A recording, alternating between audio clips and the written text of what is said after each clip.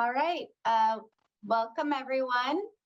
We're just getting started, so you're entering the Advanced Energy Communities panel session, exploring the future of energy through community scale solutions models.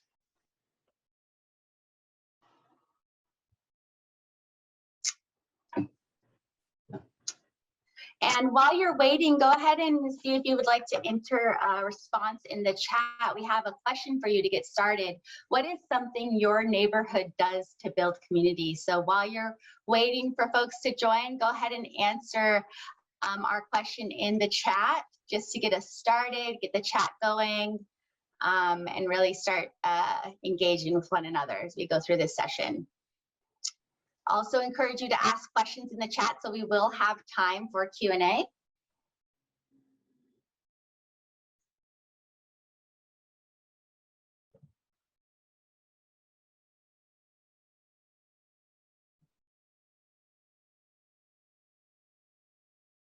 All right. How are we doing with people joining? Okay. All right, so I'll go ahead and get started on the session. So the session that we'll be hosting today, hold on a second. All right, so Advanced Energy Communities, exploring the future of energy through community scale solutions models. I am Katrina Leni-Konig, Deputy Public Advisor of the California Energy Commission. Welcome everyone to our session. So just note, the California Energy Commission is really working to support California to move to a 100% clean energy future. As part of that, what we focus on also investing in research and development. So I'm going to talk a little bit about our EPIC Research and Development Program. CEC's EPIC program invests $147 million annually. We're supporting decarbonization, both in the transportation sector and also in the building sector.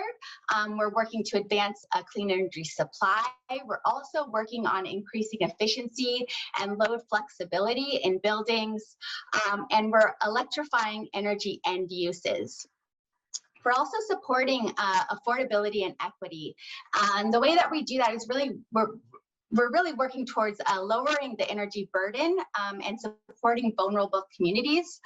We're working to address barriers of a clean energy adoption for low-income and disadvantaged communities to help increase access and affordability. We're reducing the costs of clean energy technologies through innovation as well. We also have a focus on resiliency, and so that's really about making sure that we're able to reduce our risks and be able to respond to climate change impacts and so forth, and to ensure that our energy systems are resilient, and that also helps to support resilience within communities. Today, we're going to be focusing on the EPIC Challenge, which is our CEC's Advanced Energy Communities. This was our first design build competition, started in 2016. These project teams were working to focus on advancing community scale prototypes for the future of our electricity system. So they really give a vision into what we can be doing within our communities. And each project team is taking a very unique approach. They're very much place-based solutions, so they were really applicable to the community that they were working in. They're working to demonstrate advanced technologies, developing new innovative financial mechanisms to make those technologies more affordable and accessible. They're also working to overcome regulatory barriers and sort of old regulations that sort of need transformation, and we're really working to navigate that. We're also supporting making sure that these projects are supporting community benefits. So how can we benefit the community while we invest in clean energy solutions? And one of the really unique parts about these projects is that they bring together a very diverse group of stakeholders. It's really supporting our partnerships across local governments, community-based organizations, the local residents themselves, and also community choice aggregators, utilities, and so forth. So it's all about bringing the different folks together that really need to support our transition to a clean energy future. We're also, this is a list of the 4 projects that had advanced from the design phase. So originally, the CEC invested in the design phase for 13 projects. These 4 projects were selected out of those 13 projects to be funded to actually move into construction. So I'm going to highlight the 4 of them today, and you'll be hearing from 2 of the advanced energy communities in more detail today in just a bit. So we have our Richmond Advanced Energy Community, which is in Northern California, working to rehabilitate blighted homes to zero net carbon ready. And they're using a social impact bond to do that. We also have the Oakland Ecobloc, which you'll hear from today. They're retrofitting a residential block in an existing urban neighborhood connected to a Xeni microgrid. We also have the Lancaster AEC project, which is more in Southern California, which is new construction of medium density affordable housing, also connected to a Xeni microgrid. Our Basset Avocado Heights Advanced Energy Community is working to include 50 homes to be eligible for their Advanced Homes program, and they're including a 1.2 megawatt community solar installation at the Evergreen Baptist Church. So today's session will be getting sort of an overview of those 2 projects. So Oakland Ecobloc and Basset Avocado Heights. We'll be going over their business model, and we'll talk about how these projects have worked to engage communities. And then we'll go into breakout sessions, and I'll share with you what those breakout sessions will be. And so just a brief overview, we'll have 3 different breakout sessions. One will be general project questions with Genaro and Therese. I'll introduce them in a moment, the business model, and then the third will be community engagement. All right, give me 1 second, switching over. So now I'm going to just give you a little introduction. So we'll be hearing first from Genaro Bugarin, who is the Director of Energy Innovation at the Energy Coalition. Genaro oversees energy program innovations for the Energy Coalition, working with underserved communities towards a low carbon and clean energy economy. He has a background in mechanical engineering and real estate and is a graduate of the Thayer School of Engineering at Dartmouth College. And he's obtained an MBA from USC's Marshall School of Business. Genaro is a certified energy manager and lead accredited professional. We'll also be hearing from Therese Peffer, who will provide an overview of the Oakland Ecobloc project. So Therese is Associate Director of the California Institute for Energy and Environment at the Center for Information Technology Research in the Interest of Society, CITRIS, at UC Berkeley. She conducts and manages research in smart sensors and devices, controls and user interfaces in buildings to improve comfort and reduce energy consumption. Therese has completed a PhD in architecture with an emphasis on building science. As a licensed architect, she has worked in small firms in San Francisco and Pismo Beach.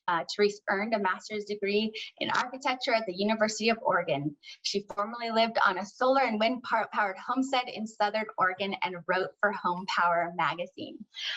So with that, I'm going to pass it on to Genaro to get us started on the presentation. So go ahead, I'm going to go ahead and switch over to that. Give me 1 second.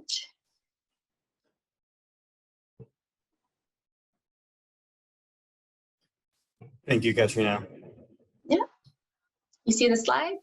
I do. You can go ahead and launch them, and then I'll move on to the next slide. So it is a pleasure and honor to be part of today's session. I'm looking forward to sharing what we are working on with the Basset Avocado Advanced Energy Community Projects. We hope to inspire some of you and definitely learn from all of you through this discussion. So please be engaged through the chat feature and stay in touch with us after this as well. Next slide, please. The project, actually one more, please. The project is located in East LA, within LA County, and it is 6 census tracts that are nested within 3 major freeways and industrial zones. The community is mostly Hispanic, with 60% of households being in California's reduced electricity rate for low-income families. So people have an average electricity bill of about $74 a month, and definitely less than $900 a year. Next slide.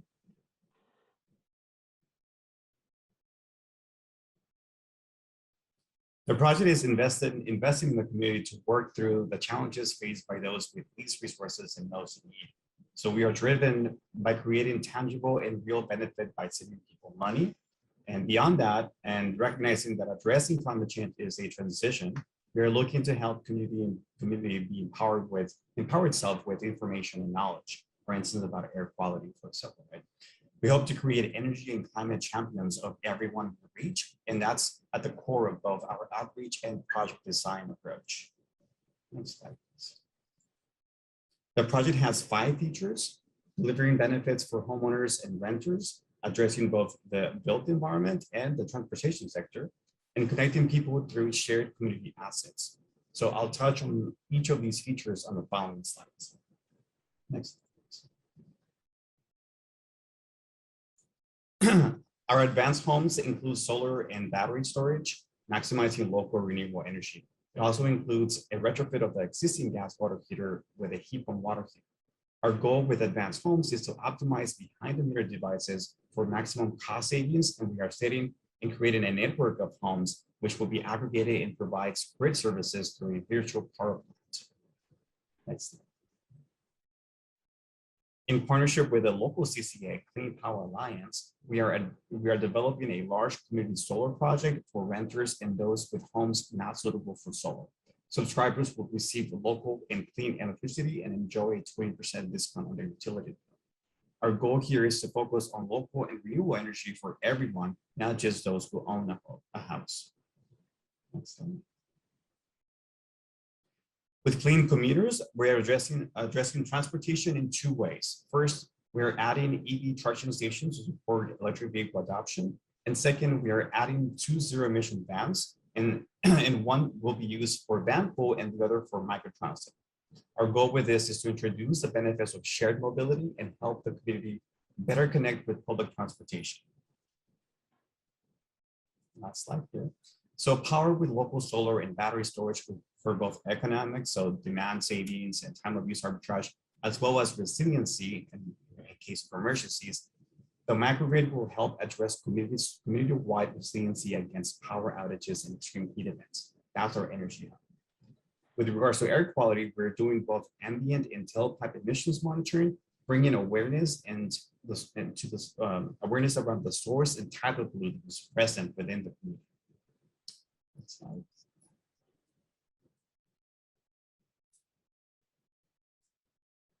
The Advanced Energy Community Project is very much aligned with our work at the Energy Coalition, as our mission is to help communities lead into the future of clean energy. BECC is pulling expertise from across our nonprofit organization, but our success depends on the work of so many experts and project partners. The next slide, please. I'll show you here. Enabled by the LA County, the Bassett Unified School District, and the Clean Power Alliance on the left, and guided by the support and the expertise of the Technical Advisory Committee on the right here. There are 12 key implementing partners listed in the middle there, working to make sure we get this right. And also you'll hear of the important work being done by the 2 community-based organizations and the support of our Community Advisory Committee later in today's session. And finally, I'll give you a little bit of sense of the timeline. We expect installations to happen in 2022 and 2023, and we are looking to close out the grant in early 2025. That, I hope, gives you a brief introduction to the project, and we'll get into more specifics about the project business model in a little bit later in the session. And I think I pass it back to you, Katrina.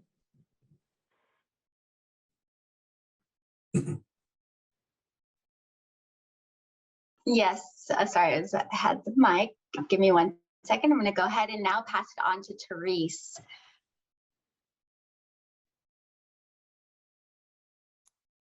Sure. Well, good afternoon, or good, I guess it is just afternoon now. I'm excited to provide an overview of the Oakland Ecobloc project. I am the project manager. You can go to the next slide. The goal of the Ecobloc project is to rapidly reduce carbon emissions by retrofitting a group of homes on a block to provide resilience, especially providing power during power outages, and to build community among the residents in an urban environment. Next slide. We are grateful to the CEC for their support. We also have received other funding from donors and in-kind support. Now, microgrids have been around for decades. Community solar is a bit more recent. What's unique about this project is that it's a retrofit of existing structure, so not new. Includes both single and multifamily, so multiple owners. It's in an urban environment and includes both water and energy efficiency, and also e-mobility as well. Another unique feature is that the community of homeowners will own and manage the microgrid and use fees basically collected by all of the participating occupants to support this. Our goal is to provide an affordable pathway to efficiency in solar and to provide a guidebook at the end of the project to develop Ecoblocs in other communities. On the right of this slide here, you can see the many projects, partners in the project, especially the City of Oakland and PG&E, the local utility. The next slide shows the professional and academic partners from many disciplines beyond what you'll hear about today. Our focus at BECC here is to talk about community engagement and the business finance part of the project, but you can see we have other aspects of the project: energy, design, construction, mobility, water, and so forth. Next slide. Okay, I think we need to advance a few slides. The scope within each home, there we go, includes an energy and water retrofit, electrifying the space conditioning and water heating loads, as well as cooking, insulation and air sealing, and water efficient fixtures and appliances. Next slide shows the shared aspects, which is the rooftop solar, the individual batteries, and there's a large central battery grid forming inverter for the microgrid. There's a curbside EV charger with a shared electric vehicle, and then street side plantings. The solar generation will be owned by the community. The utility, PG&E, will provide the distribution of the power through the existing overhead lines. Next slide. So this shows kind of a line diagram of the microgrid that will island when the utility power fails. Note that not all of the homes on the block are participating, but here you see the central battery, the curbside EV charger, and then the individual home PV system and batteries, and also an apartment system, which will have its own system front of the meter solar. Next slide just provides a summary of what we're doing: energy, microgrid, mobility, water, street side planting, and stormwater mitigation. And then go to the next slide. So through an opportunity notice that went out literally 2 years ago, we selected a block about 18 months ago. We had 12 applications and we selected one. It's about 4 acres of land. Of the 25 properties, 17 are participating. This represents about 33 housing units. They're fairly small lots, under 5,000 square feet. The units themselves are 1,200 square feet on average. We are finishing up the design and plan to start construction early next year. I'll pass it back over to you, Katrina. Thank you. Okay, thank you, Therese. With that, we're going to go ahead and begin. We'll have Genaro again talking about the business model for the Basque Avocado Heights, and then we'll also hear from Kate Ringness. Give me 1 second.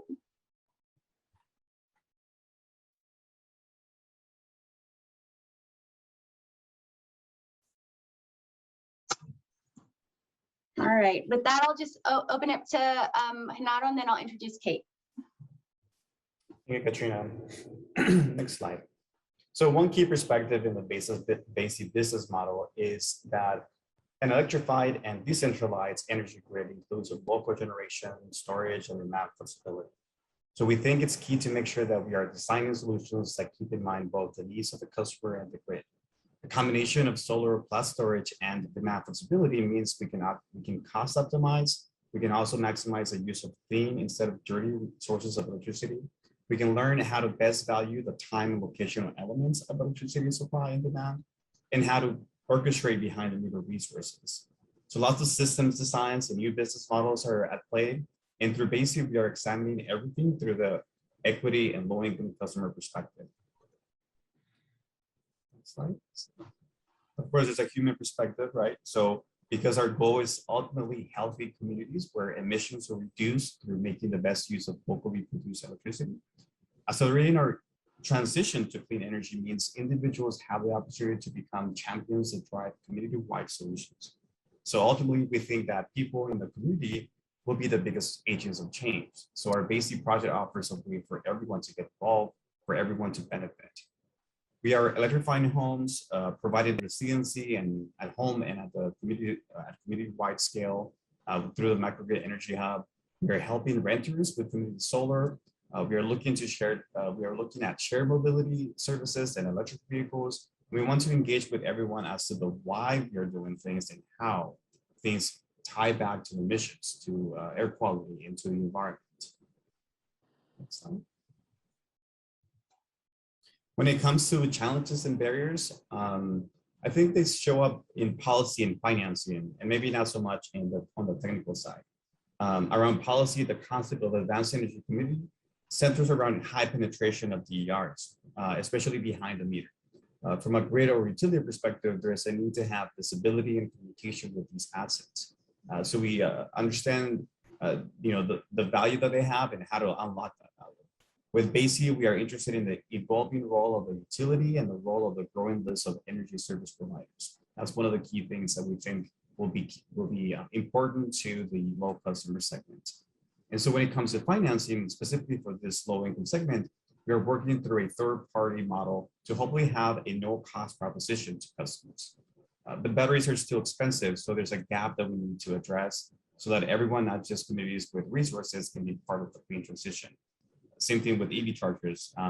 When they're not in malls or places of commerce, they're hosted by someone else who needs to make sure that there is no added cost for them to host those chargers. Next slide. As we look forward, we're tracking and hope to influence a long list of initiatives and regulatory proceedings. There are a number of state and local agencies, each playing an important role. The work requires partnerships, of course, and building coalitions.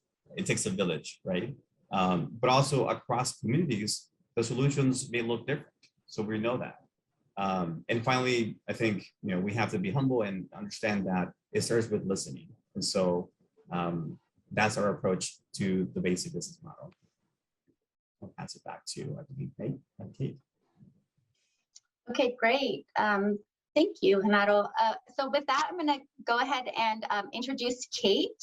And so we have, Kate is a co-founder and managing director of Smart Block Communities, a nonprofit organization dedicated to driving urban sustainability through affordable pathways to dramatically improve energy and water efficiency, zero carbon electricity, resilient power, and shared electric mobility.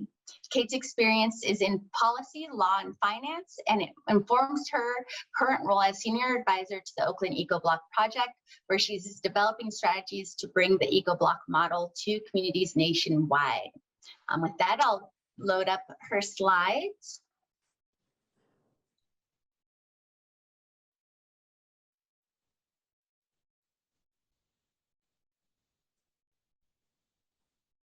All right. Thank you, Katrina. Ooh, there we are, Kate. I'm here, just waiting for the slide. Did you not get it up? Hold on. There we go. Good. I'm not seeing my slide on the Zoom. Give me it should be there. Oh, there we go. There we go. Right. We're rocking and rolling. Great. All right, good afternoon, everyone.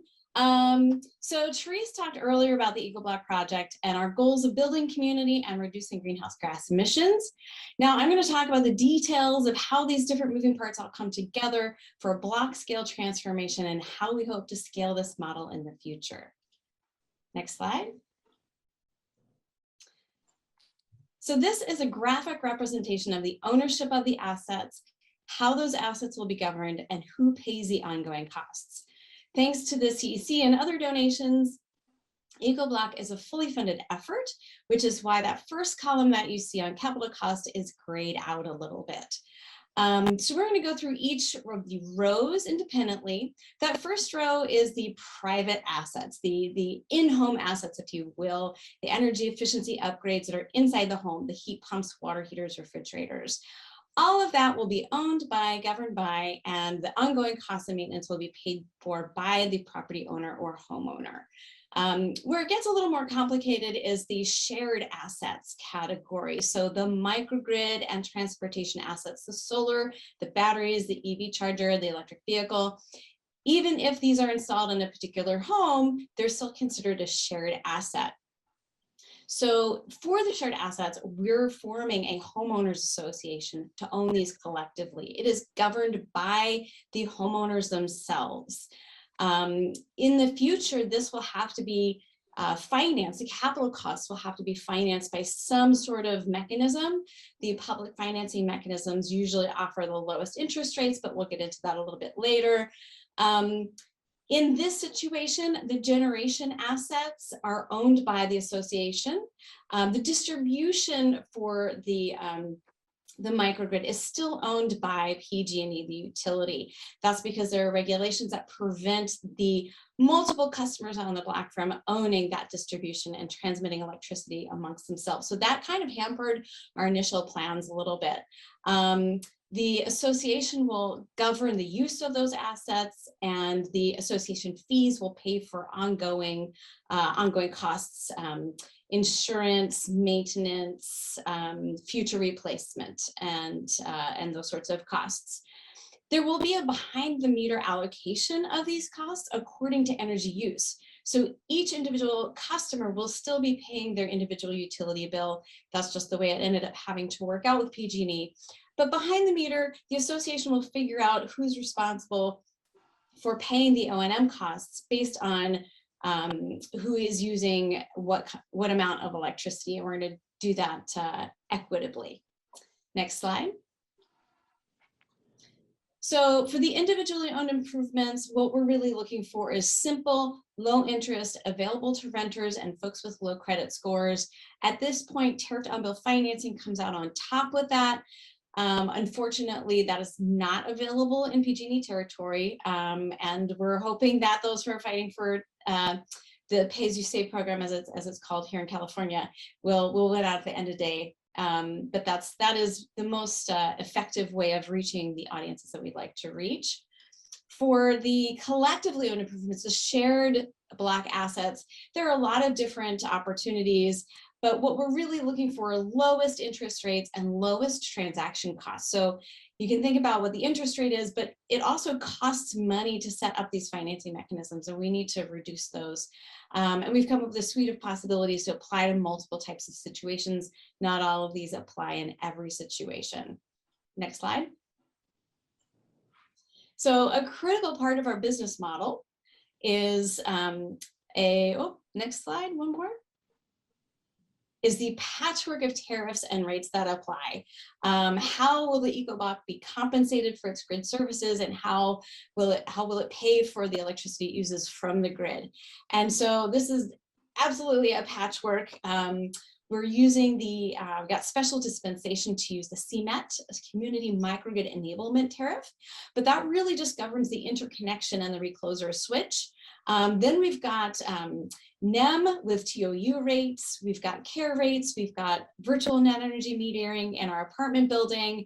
We have the business electric vehicle tariff for all of those assets, but then we also have for the central battery, the wholesale distribution tariff with CAISO and eStore. So there's really an amalgamation of different tariffs, and this makes it very complicated for a community to manage this all on their own and plan what tariffs apply, which kind of highlights the next point that we're going to talk about. Next slide, please. Thank you. Which is, how do we scale this up when so many things are really complicated? But a really key factor in scaling this is demonstrating to homeowners that they will ultimately save money on the utility bill. You know, this conference is about human behavior. Well, if people will save money, that might incentivize them to go the extra mile to do something like Ecobloc. In order to do this, though, we need to reduce costs of Ecobloc and increase the revenue potential. And there are several ways we're looking at doing that. The first way is standardizing the design and process of creating an Ecobloc, and we're doing this with a guidebook. Also, getting together low-cost financing methods. This may include creating a scaffold for communities to self-finance with low transaction costs. We might need state help for that, particularly for low-income neighborhoods. Then enabling multiple business models. You know, we weren't able to fully explore what we could do with Ecobloc because current regulations prevent it. So if we can get the California legislature or CPUC to enable multiple business models for multi-customer microgrids, then we can work on making this a more financeable project.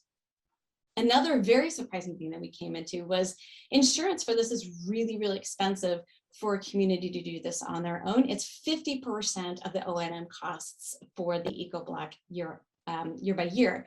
And so if we can get that down to even 10% of the operating costs, this pencils out a lot better. Finding the right scale is important. Maybe one block isn't the right scale because of all these complicated factors. Maybe we have to do 2 blocks at the same time, maybe 5 blocks. So finding that sweet spot for each different area is really important.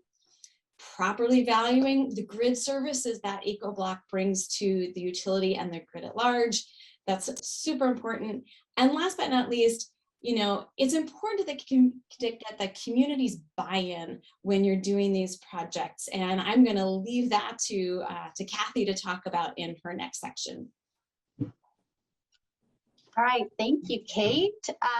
With that, I just wanted to just encourage everyone again to utilize the chat. I just want to check in if our poll is able to run or not. And if not, we'll go ahead and do it through the chat. So we can get the poll started. Or is there no poll? So let's go ahead and do it. Okay, we're going to do it through the chat, so I can go ahead and post that in. Okay, great. Yeah, so we're going to go ahead and do the poll through the chat. So go ahead and check out the chat. I'm going to go ahead and switch presentations as we do that.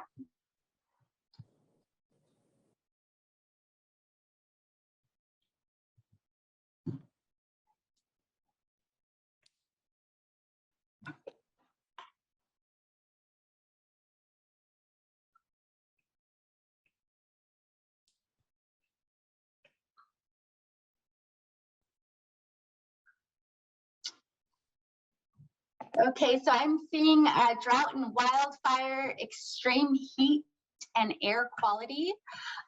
Air quality could potentially be related to the wildfires as well, but we also have a lot of pollution, especially in our Central Valley. Sea level rise. So there is a Bay Area flood zone that Debbie mentioned. We're also facing sea level rise.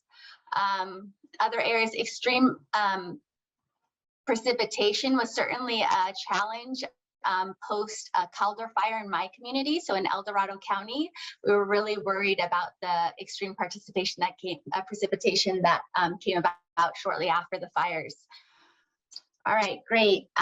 With that, I'm going to go ahead and introduce our next speakers. So we have Meaghan Laverty, who is a Director of Communications with the Energy Coalition. Meaghan oversees marketing and outreach, and she recently led all marketing and outreach services for the launch of the Clean Power Alliance, the largest CCA in California. She also supported the development and implementation of Southern California Regional Energy Network, SoCalRen communications plan at a program launch, and continues to oversee all marketing and outreach activities for SoCalRen public agency programs. In addition, Meaghan currently leads all outreach activities for TEC's Vast Avocado Heights Advanced Energy Community. So with that, I'm going to pass it on to, well, actually, yeah, I'll pass it on to Meaghan, and then I'll introduce Cathy shortly after. go ahead and pass to Meaghan. Thanks, Katrina. Great.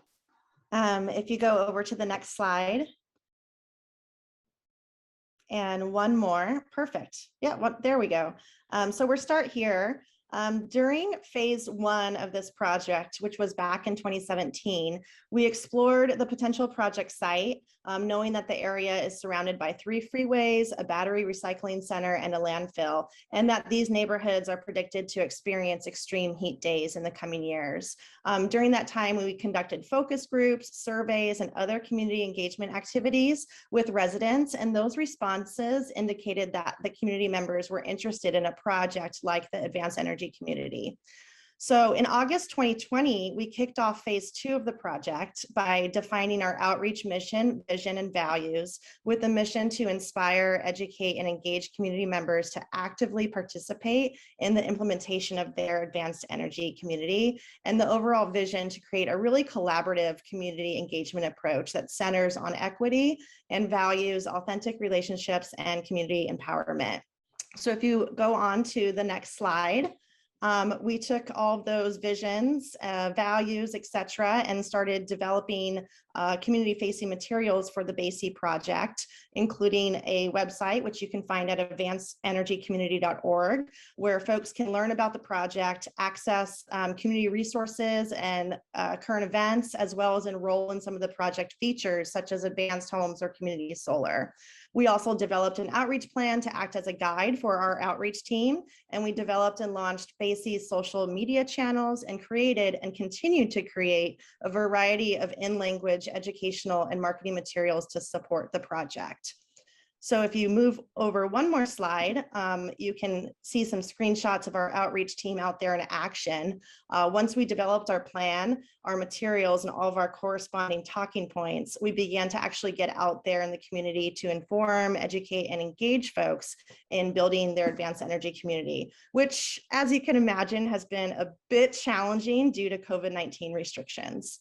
Our outreach team includes the Energy Coalition, along with 2 trusted local community-based organizations, Day One, which you can see there on the left, and Active SGV, which you'll see on the right. SGV stands for San Gabriel Valley. And these are the folks that are actually in the field engaging with residents, as they are the trusted voices within their communities. Working with these CBOs is really the key to our success, as they are the familiar faces. And to date, the team has hosted a variety of outreach and pop-up events, including piggybacking onto local COVID-19 vaccination clinics, pop-ups outside of grocery stores, event tables at local community park events, and even hosting a private local luncheon with community leaders to inform them about the project's advanced homes feature and inspire identification of potential families that may be able to participate in the program and receive that solar, batteries, and heat pump water heaters for their homes. And if you go to the next slide, you can see that in addition to outreach for education and engaging the community, one of our values is to really create a participatory culture with long-lasting, sustained engagement. So we've also set up a variety of ways for the community to get involved. And one is the Youth Advocacy Program. This is a program that Day One is leading, and this allows middle school, high school, and college students from the local school districts to get involved in local energy actions, and also hopefully encourage their families to participate in BECC's offerings. We've also created an Energy Leadership Academy and a Community Advisory Committee, which are being led by Active SGV. And the Leadership Academy is open to all ages and acts as a free training program on energy conservation, environmental justice, and local advocacy. The idea here is that we're hopefully building some lifelong energy champions along the way. Finally, our Community Advisory Committee is a coalition of local stakeholders who provide input on the ongoing design and implementation of the BECC project. And if you go to the next slide, as we've begun our outreach over the last year or so, we have identified a few barriers as well as some strategies to address them. One that we keep seeing is just an overall general distrust of energy companies and or data sharing.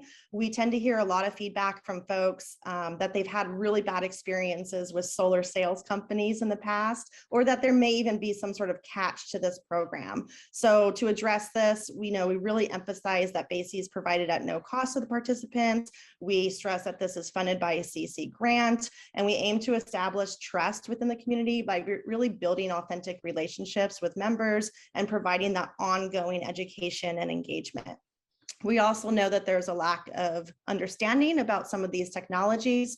So again, we're providing some of that family-friendly and youth-focused education that's accessible and easy to understand, even through the youth program and the Energy Leadership Academy, which I mentioned on the previous slide.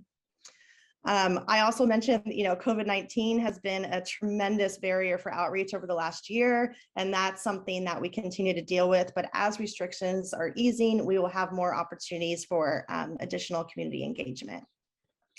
So if you go to the next slide, what's next? We're currently in the enrollment process of enrolling folks into advanced homes. Again, we're looking at 50 homes to participate in that feature and about 230 folks to participate in our community solar feature.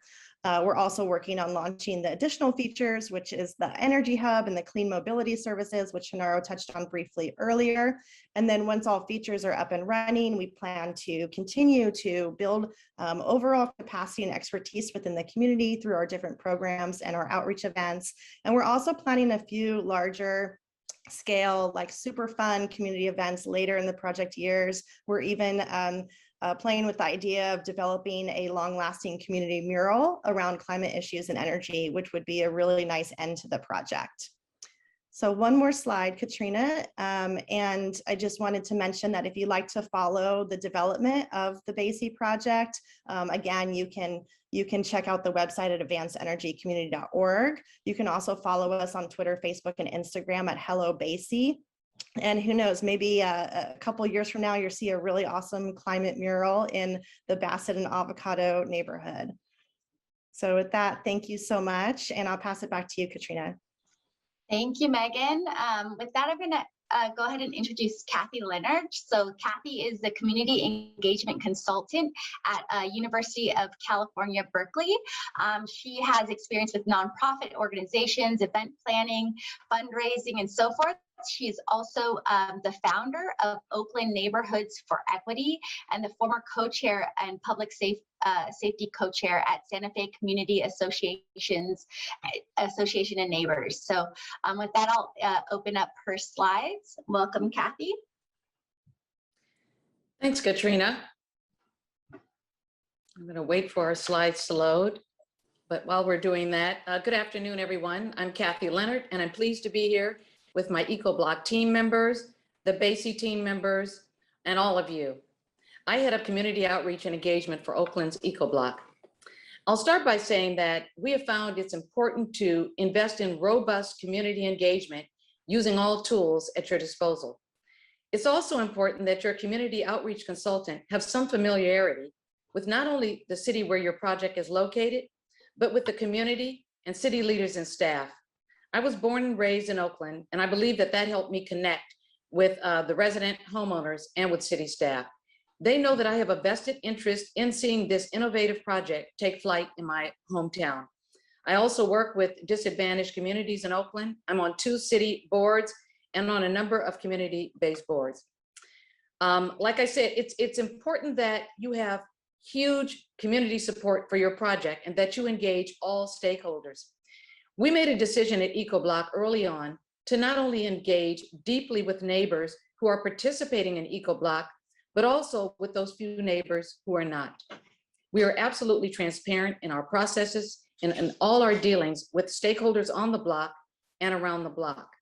We have gained neighbors' trust and respect, and they feel comfortable in reaching out to us and expressing their true thoughts about our processes and about the Ecobloc project as a whole.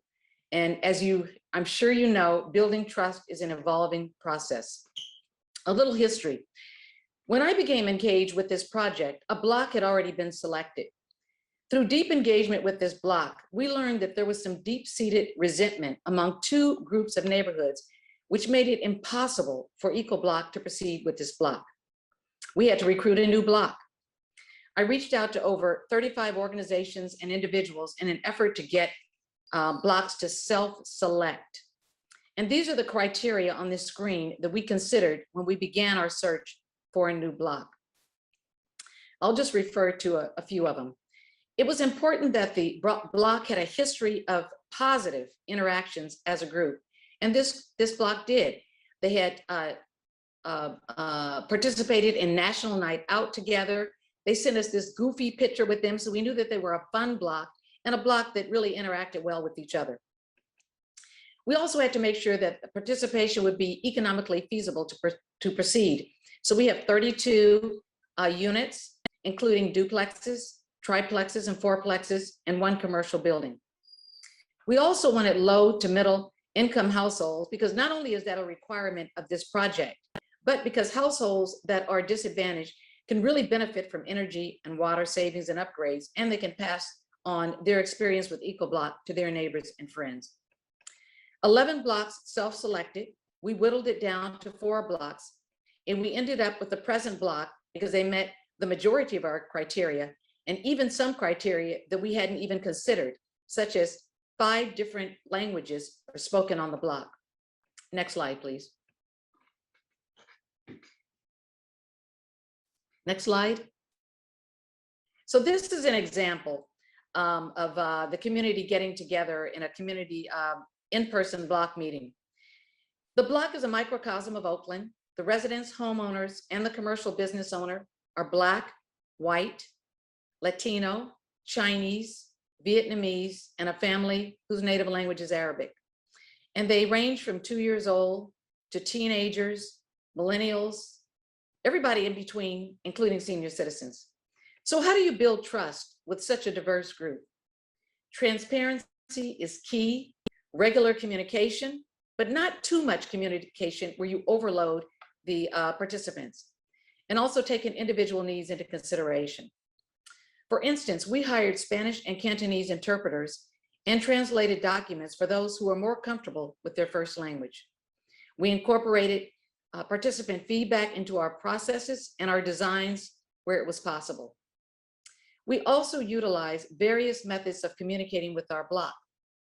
In-person block meetings, like you see here, where we have posters when we are talking about a particular topic of Ecobloc.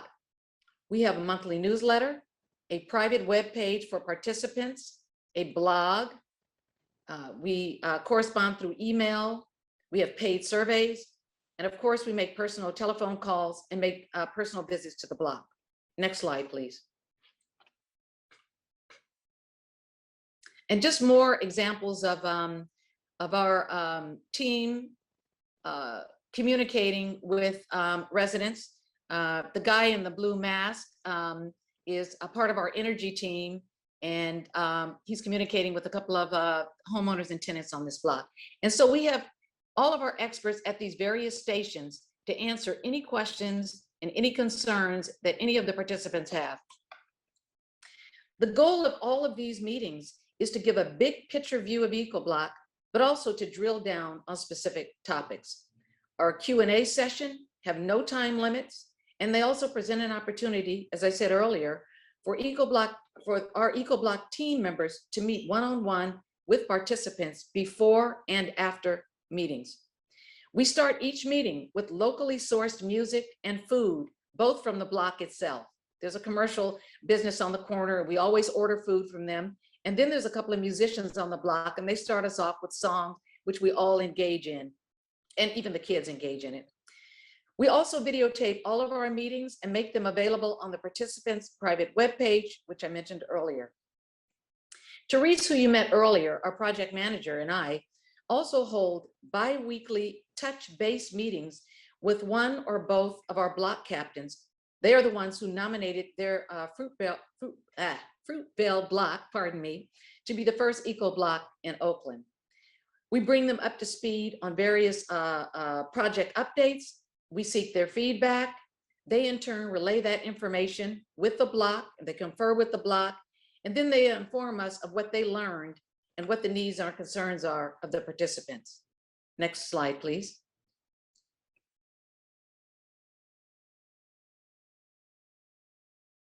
More block meetings. We're also very COVID aware. So we've got masks. Everybody wears a mask. We sanitize all of the pens and anything that people come into contact with.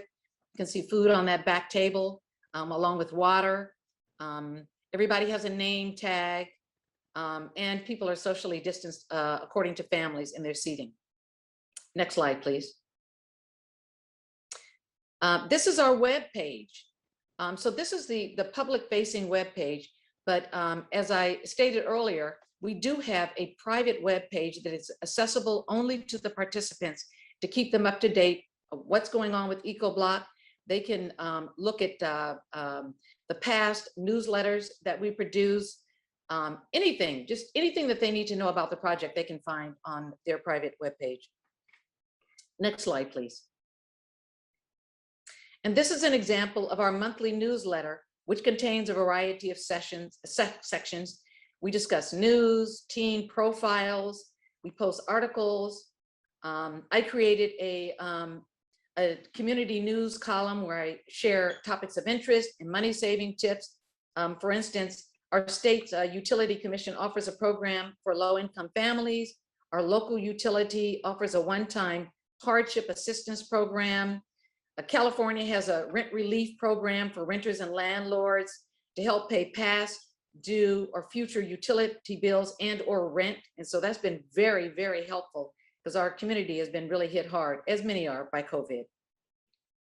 Another means of ascertaining the participants' needs is to provide paid surveys. Next slide, please. And this is just another other pages of our newsletter. Next slide. And our stakeholders, very important, our partners of the City of Oakland, the community, the advanced energy communities. The City of Oakland is actually assigned us a dedicated building inspector for Ecobloc, so that we can smooth our pathway to getting things done with respect to permits. We met with the our new fire chief to ask about a piece of our project to make sure that it's okay with the fire department before we proceed to seeking a permit. Our energy team has regular detailed meetings with the City of Oakland. Our mayor has sent letters of support. We work very closely with the manager of the sustainability program in the Public Works Department for the city. Our council person is extremely excited about Ecobloc. And in fact, when we introduced the District 5 council person to Ecobloc, he asked Therese and I, hey, do you have anything going on right now? And we're like, well, no. And he says, hey, well, come on, let's get in my car and do a ride along and try to look at some possible neighborhoods for Ecobloc. So that was really encouraging. We've had roundtable meetings with the Great Streets Department, with building and planning. And best of all, the City of Oakland has actually reached out to us for advice, and they referred us to a leadership program about resiliency hubs. So in summation, regular, transparent engagement with your participants, your team, and outside agencies is key, with an eye towards making sure that there is no meeting overload. To learn more about Ecobloc, please visit our website at ecobloc.berkeley.edu. We have a monthly email digest with regular blog updates, project-related news, and more. Subscribe to our mailing list if you like at bit.ly/Ecobloc subscribe, or sign up on our website. Thank you very much. Thank you, Cathy. Thank you for that. It's inspirational. Thank you, all of our speakers. What we're going to go ahead and do now is we have just a short time for questions, but we're going to add a poll into the chat, and you can also add questions. So I'll be monitoring the chat. So the next poll question is, what would your organization need most to launch an advanced energy community? So And then after that, we'll go ahead and go into our breakout session. So we have about 5 more minutes. So we're going to go ahead and ask questions of the speakers. So if you have a question, go ahead and also put that into the chat.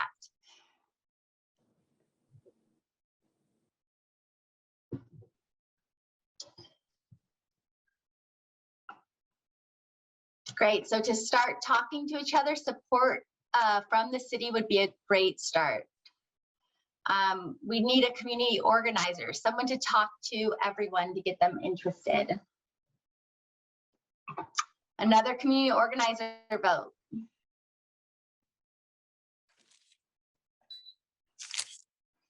Great. Thanks, everyone. And then if anyone has a question also for our speakers, just scrolling. Yeah, so it sounds like community organizers and funding for a dedicated person is really critical to get this going. So it sounds like a community organization engagement is a big part of getting the advanced energy community going.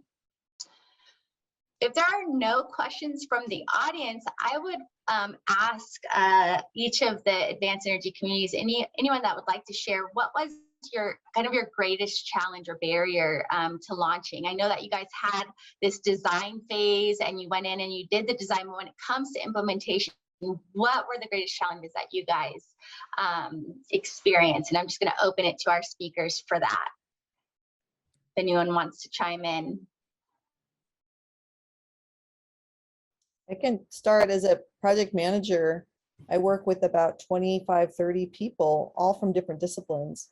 And so having legal speaking to the design construction people, speaking to the energy people, it is a constant exercise in trying to get people to speak the same language and just to make sure that we're all on the same page, especially for something as innovative as this, where we're really breaking new ground.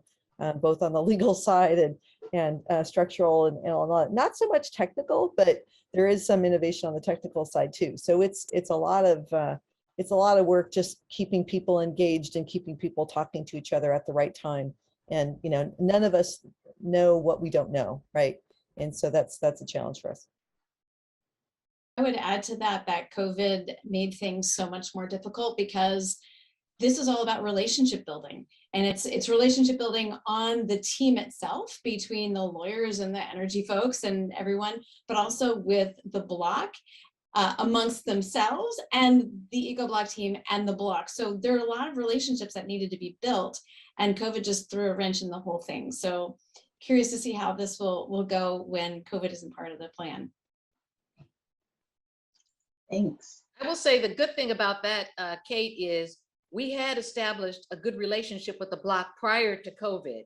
So we would keep in contact with them during COVID, telephone calls, going out to the block, but socially distancing. And so I think that really helped us tremendously, that we already had established a relationship. And so when even though we're still going through COVID, we had to cease the in-block meetings for a while. And then when we started back for about a year, I think, but then when we started with the in-block meetings again, we made sure that everybody was socially distanced. We chalked off 6 feet. Everybody had masks. We wiped down the microphone. I mean, we were really being diligent about showing people that, we care about your COVID concerns and we want to keep everyone safe. So it was easy to bring everybody back to the meetings again. So that was pretty helpful. Best Avocado, what were some of the challenges you guys faced? I think so similarly, we had phase 1, but I think the challenge was that a lot of time transpired between phase 1 and phase 2. And so the building of relationships that took place back in 2016, 2017, it's hard to reconnect with that, if you're not in constant communication. So coming back through the implementation phase in some ways feels new, and it definitely challenged with COVID-19. The other thing that I think is a challenge for us is that we're approaching things not at a block scale. And so we're looking at various technology or energy innovations around aspects of how people relate to interact with electricity and energy, but people don't see that connection, right? So they just see what is important to them. And so I think we're addressing that immediately as a go-to, and then slowly introducing the rest of the things so that people can then eventually get the community scale aspect of why we're doing things, as opposed to like creating, everything at once. Great, thanks. Meaghan, did you want to add? I see your mic. Yeah, one thing I'll add, first, I 100% agree with the Berkeley folks and the challenges that they experienced, and we had similar. But another thing that was challenging for us is realizing that our community-based organizations were not necessarily energy experts. They have a lot of experience in their communities working with a variety of different programs, but not necessarily energy. So we had to take the time to, put together glossaries of terms and make sure, again, we're speaking from the same script and the same language, and provide training on some of these concepts that are new to not only the residents and the community, but part of our outreach team as well. Great, thank you. All right, I think we heard from all of our teams, so thank you so much for sharing the Advanced Energy Communities. They have been a really exciting part of our research and development program. It's something that we're tremendously excited about, looking at ways to scale these models and prototypes, and really appreciative of these teams really blazing the trail for all of us in transforming our communities to a clean energy future. So I really appreciate all of you for being here and sharing the projects.